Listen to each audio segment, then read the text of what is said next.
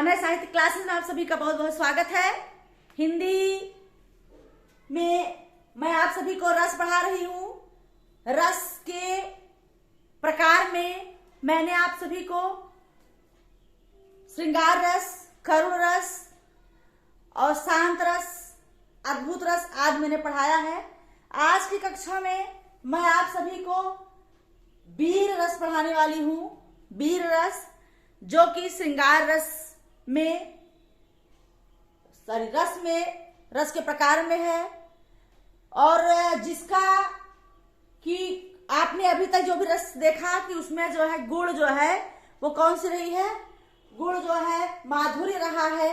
और आज जो है गुण बदल जाएगा, रीतियां बदल जाएंगी, वृत्तियां बदल जाएंगी। मैंने आपको पढ़ाया था कि परीक्षा में आपसे इस प्रकार के प्रश्न पूछे जाएंगे कि पैराग्राफ दे करके या आपको कोई एक लाइन दे दिया जाएगा, काव्य लाइन, जिसमें आपको गुण, रीति आदि रस पूछा जाएगा। इस प्रकार के प्रश्न, ठीक है। तो आज की कक्षा में वीर रस को लेके चलते हुए, वीर रस का स्थायी भाव उत्साह है। सारी रीतियों के स्थायी भाव भी आपको पता होने चाहिए। तो वीर रस का स्थायी भाव उत्साह है, गुण जो है ओज है, रीति गौड़ीय है और वृत्ति है परुषा।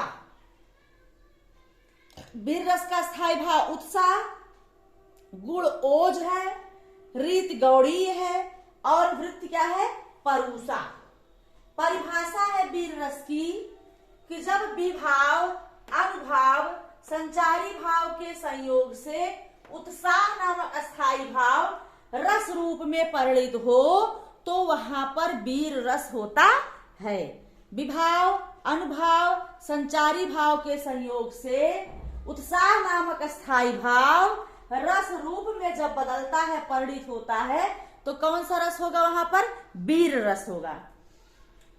दूसरी परिभाषा है जब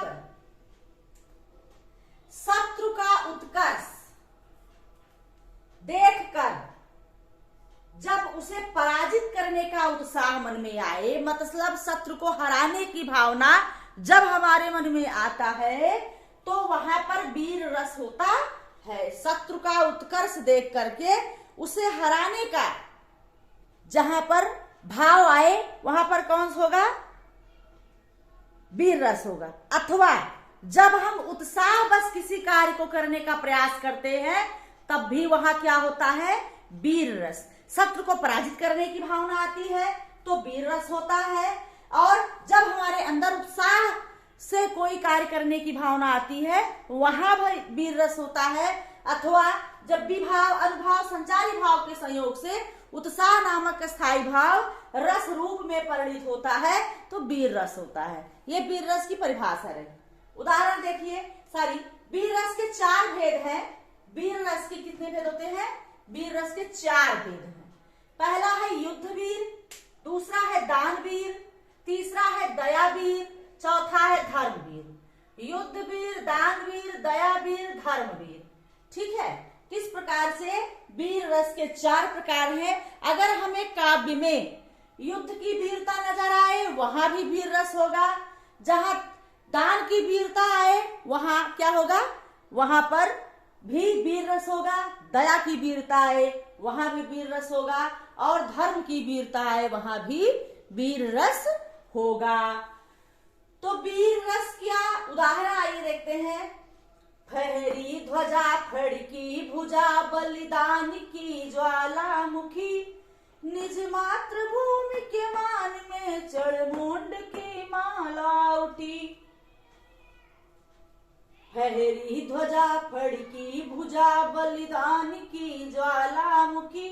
यहाँ पर पूरी तरह से युद्ध वीर का चर्चा है, जहां पर अपने मातृभूमि के मान में, सम्मान में उन्हें बचाने के लिए, उसके मान सम्मान को बचाने के लिए वहां पर अनेक मुंडों की माला चढ़ उठी, भेंट हो गई। अर्थात बहुत से लोग जो है मारे गए। कब, जब फहरी ध्वजा फड़की भुजा, लोगों जिससे कि दोनों तरफ जो है युद्ध की तैयारी हो गई है और ध्वजा फड़कने लगी।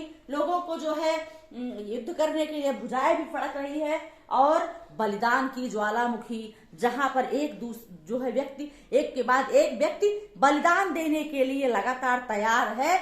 इस प्रकार से यहाँ पर क्या है, वीर रस है। अगला उदाहरण है, मैं सत्य कहता हूँ सखे सुकुमार मत मानो मुझे, यमराज से भी युद्ध में प्रस्तुत सदा जानो मुझे, है और की तो बात ही क्या गर्व मैं करता नहीं, मामा तथा निज तात से भी समर में डरता नहीं। यहाँ पर महाभारत युद्ध के समय की चर्चा है। यहाँ पर अभिमन्यु की वीरता की चर्चा है कि वो कहते हैं कि मुझे आप छोटा बालक मत समझिए, मैं सुकुमार कोमल नहीं हूँ, मैं युद्ध में यमराज के सामने भी सदा लड़ने के लिए तैयार रहता हूँ और मैं गर्व नहीं कर रहा हूँ, मैं ये बात कह रहा हूँ, मैं इसे सिद्ध करके दिखा सकता हूँ कि मैं युद्ध में मामा और तात से पिता से कभी नहीं डरता हूँ। अगर युद्ध में मेरे सामने मेरे पिता या मेरे मामा भी आ जाए तब भी मैं उन्हें दुश्मन की तरह उनके सामने युद्ध को समर को मैं डटा रहूंगा, लड़ता रहूंगा।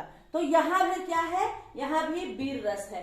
जब हमें इस प्रकार की भावनाएं किसी भी पंक्तियों में मिले, चाहे वो दया से संबंधित हो, चाहे दान से हो, चाहे युद्ध से हो, चाहे धर्म से हो, चूंकि वीर रस के 4 भेद हैं, दान वीर, धर्म वीर, दया वीर और युद्ध वीर। तो ये रहे आपके वीर रस, जिसमें कि शत्रु को पराजित करने की भावना आती है जब, तब भी वीर रस होता है। उत्साह बस किसी कार्य को करने की भावना आती है, वहां भी वीर रस होता है। और जब विभाव, अनुभाव, संचारी भाव के संयोग से उत्साह नामक अस्थायी भाव रस रूप में परिणित होता है तो वीर रस कहलाता है। तो आज की कक्षा में वीर रस को मैं आपको पढ़ाई और अगली कक्षा में अगले रस के साथ मैं आपसे फिर मिलूंगी। आज की कक्षा में इतना ही। धन्यवाद।